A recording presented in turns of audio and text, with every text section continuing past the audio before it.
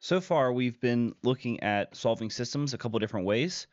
The first one we did was 5-2, which was solving them using graphing. We graphed two lines and we saw they intersected. And then the day before, 5.3, had them solving using substitution, where you isolate a variable by itself and you substitute into the other equation. Now we're going to do the last type of method of solving a system, but now it's called using elimination.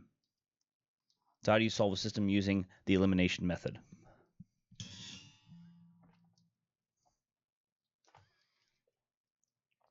So 3 ways of doing basically the same thing as solving these equations.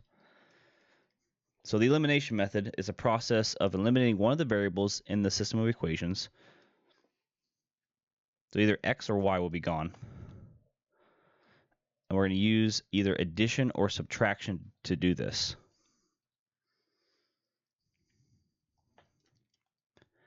So depending on how the problem is set up, some methods or some problems are lean towards substitution. Some other methods lean towards elimination. It really depends on like what you're given. Just like graphing and substitution, the elimination method can produce the same number of results. We have no solution, right? An example of that would be 6 equals 10, or it's not equal, if that ever happens. We can have one solution. That's when it comes out to be an answer, like 5, 2. And the last one would be infinite solutions. That happens if we actually get something that does equal out when we don't have any more variables, like 7 equals 7. That's true. That one's not true. All of these things can still happen. It's the same thing. So moving on to example 1, we're going to solve this system using the elimination method, and then let's not forget whether we can say where it's consistent or inconsistent. So if you look at how it's set up, it's perfectly aligned with the x's first, negative 2x and 6x are right on top of each other. We have 3y minus 3y, and then 6 and 6. Everything's perfectly aligned, right? The y's, the x's, and 6. This would be considered standard form. Each one of these are in standard form. So this would be an example, a perfect example of where you want to use elimination, because using the substitution method means you have to have one of the variables by itself. So you have to actually move something around to get either x by itself or y by itself, like we did the day before. But the elimination method allows us to basically make this an addition problem. We're going to just take these two equations. I'm going to put a little line underneath it, and I'm going to add them vertically as if you were adding something like 190 plus 240, right? We're just going to add them vertically. So we're going to put the x's together. So negative 2x plus 6x is positive 4x. Add these two. Look what happens. 3y plus a negative 3y. They cancel out. We don't have to write it. It's plus 0. You can write plus 0 if you want. Equals 6 plus 6 is 12. So now really we have this equation in which 4x equals 12. Really simple to solve. We just divide both sides by 4. Get x equals 3. So we know we're going to have one solution here because we got an answer of 3. Now what do we have to do after that? We have to take one of the equations, one of the original ones, and substitute 3 back in for x. And you can choose whichever one you want. It doesn't matter. It's just up to you. So I will probably choose the first one.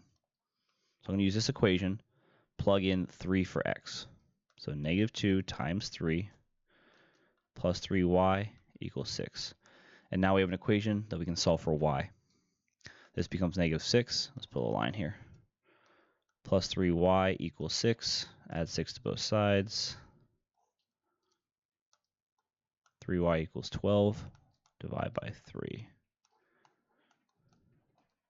Looks like I got y equals 4. So as an answer, we would say there's one solution, right? One solution. That solution is 3, 4. We should also answer whether it's consistent or inconsistent.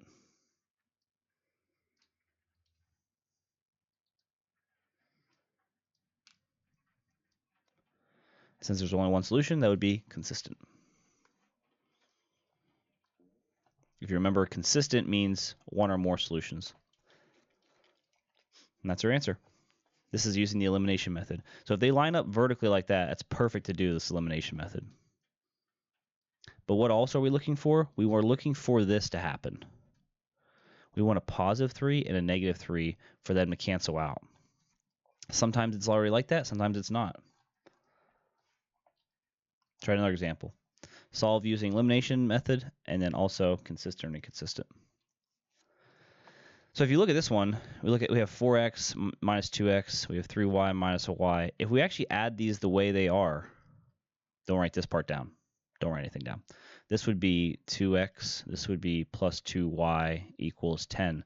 But we didn't really do anything. We added them together, but we still have both variables present. So we need to figure out a way. Can we alter one of the equations so that way we can add them vertically and still get rid of a variable? So what I would say, and you can actually choose whichever one you want to. This is a 4x, this is a negative 2x. This is 3 and a negative 1. As long as they're the same number but opposites, that's what we're looking for. So 4 and 2. Can we make this a negative 4x? Sure. We can multiply everything by 2. If we wanted to get rid of the y's, what could we multiply by here? This is technically a negative 1. So if we made this a negative 3 by multiplying by 3, that would get rid of the y's. So let's instead try to get rid of the x's this time. I'm going to multiply the entire equation, put parentheses around it, by 2. So I'm going to write the new equation beside it. This would be, so think about distributing this to everything. This would be negative 4x minus 2y equals 4. Everything gets multiplied by 2. And the top equation, I'm just going to rewrite it on top of it. Make sure everything's lined up. Now if we add them together, look what happens. 4x minus 4x is gone. 3y minus 2y, that'd be 1y. And then this answer, 8 plus 4, is 12. 1y is the same thing as y, so your answer is y equals 12. And then again, since we have half of our answer, we know it's going to be one solution. Plug 12 back into one of the equations. It doesn't really matter which one you do. I will plug 12 into the second one. So this would be negative 2x minus not y, but 12 equals 2. Then we solve this equation for x. Add 12, get 14. Negative 2x equals 14. Divide by your negative 2. X equals negative 7. So there's our answer. As an order pair, we would say this is negative 7 comma 12. Remember, it's x, y, x comma y. And is it consistent? Absolutely. There you go.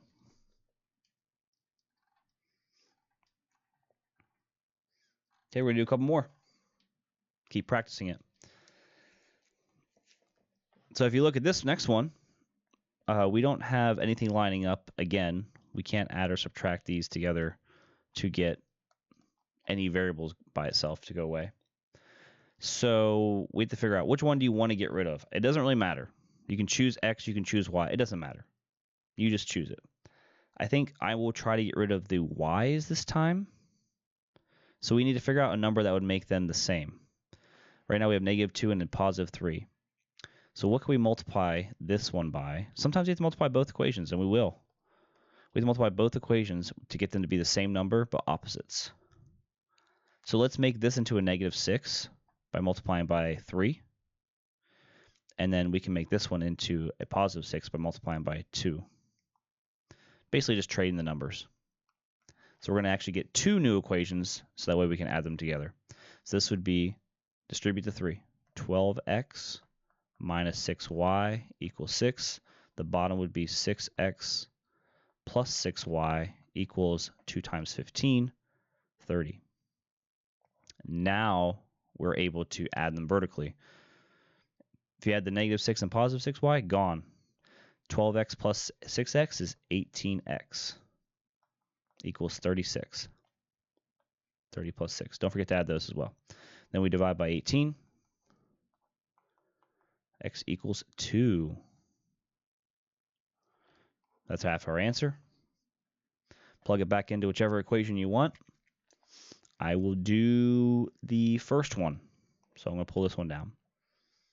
So we have 4 times 2, because that's what x is, minus 2y equals 2.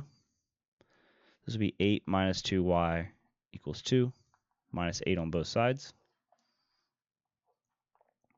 Negative 2y equals negative 6. Divide by negative 2. Looks like we're going to get 3. So our point where they intersect, we would say it's one solution. We would say it's consistent. And we'd also say the answer is 2, 3. And that's it. There's the whole thing. So this is called the elimination method, where we're eliminating one of the variables. Okay, just as a reminder, if the coefficients are the numbers in front of the x and y's, if they are not opposites, right, one positive, one negative, the same number, you have to multiply the whole problem, not just some of the numbers, the entire thing going across, in order to get the coefficients to match. I think we're just going to do 2 more and we'll be done. 2 examples. Okay, so now we have all positive numbers, so we're going to have to make one of them negative, so that way they cancel out. Again, it does not matter which one we multiply by here. I think I'll multiply, maybe we can get rid of the x's this time. So if I were to do that, this is 30, this is 10. Let's make this one a negative 30 by multiplying by a negative 3. So again, I'm going to put the new equation over here. So 10 times negative 3, negative 30x, and then minus 6y equals a negative 15. So it turns everything to negative on the bottom. The top stays the same. 30x plus 6y equals 15. Then we add them vertically. But notice what happens here.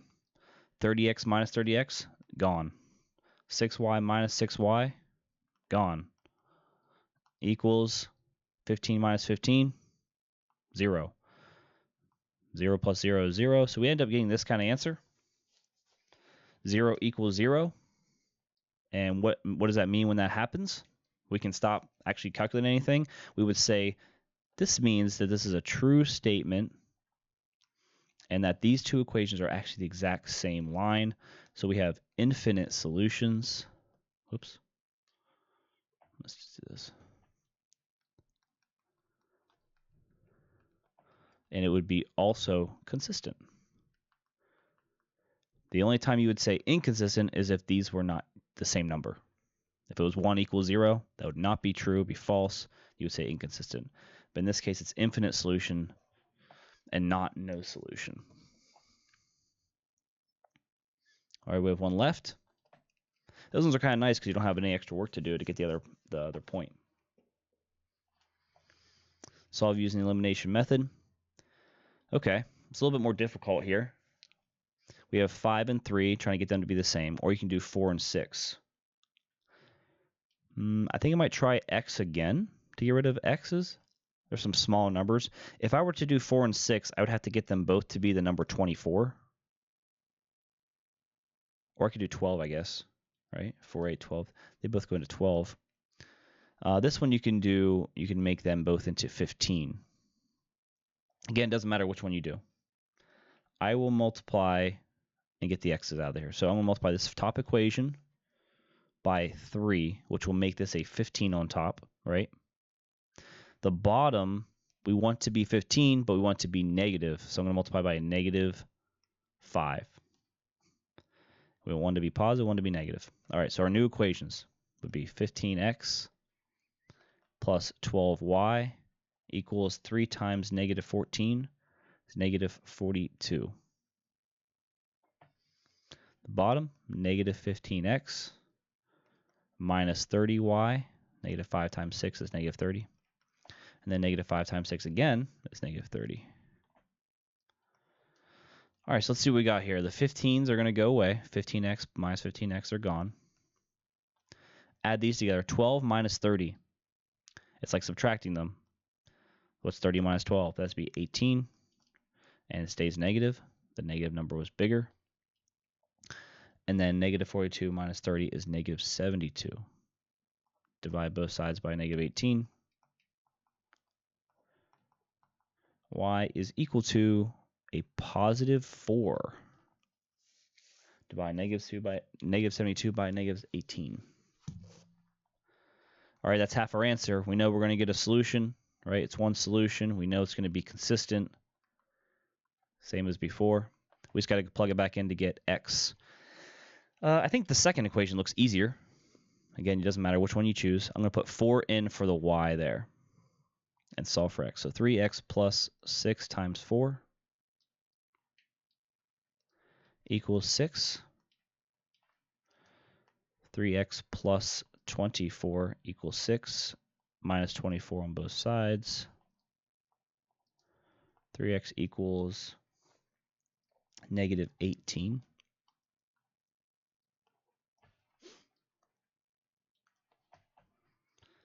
And divide by 3.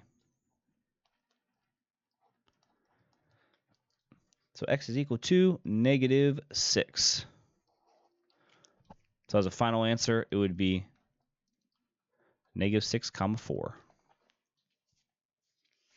One solution and consistent. And that's where they intersect each other. So the advantage of doing this is only whenever they're really lined up perfectly like this. If you already have a variable that's by itself, like y equals 2x minus 7, right? If this is what you're starting with, it's better to use substitution because you can just take this quantity here and plug it in for the y that you see. So you have to kind of be aware of what is the best method between elimination and substitution. Well, it depends on how it's set up. So all the ones on here, I believe, are going to be easier with elimination. See how they're all set up with x, y's, and then the numbers? It's all set up in standard form. And when that happens, it's easiest to do elimination. And that is all for 5.4.